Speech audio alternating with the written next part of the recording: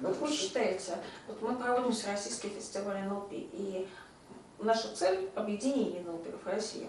Вот надо ли в том состоянии, в котором сейчас есть руководители центров, люди, которые изучали НЛП, надо ли им встречаться лично, то есть не на форуме, не где-то там по телефону, а вот лично встречаться, лично смотреть друг на друга, сравнивать свое благополучие?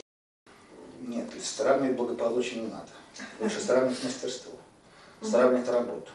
Знаете, на определенном периоде развития зависть как таковая уходит полностью. Когда ты действительно никому не завидуешь, знаете.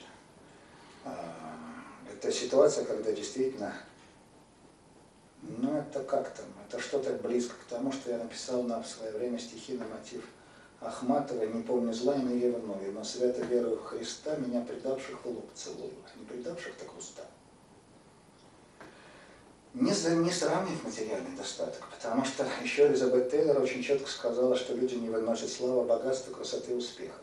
И добавила, если бы я могла казаться несчастной, меня бы любили намного больше. Надо сравнить мастерство. Надо прекратить сектантничать. Надо перестать быть сектантами. И перестать быть застолбили узкую территорию. Теперь изо всех сил я только буду делать, что защищать эту узкую территорию. Мою точку зрения, меня, специалиста, который по казне Пупкова подобен флюсу. Полнота его односторонняя. Вот что нужно.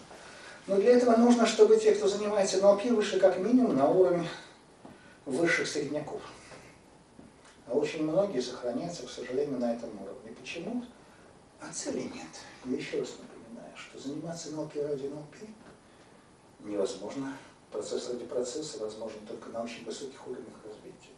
Заниматься НЛП ради того, чтобы прикрыть дыру в кармане, в котором вошь на рукаве, до определенного времени это сработает. Но не дольше.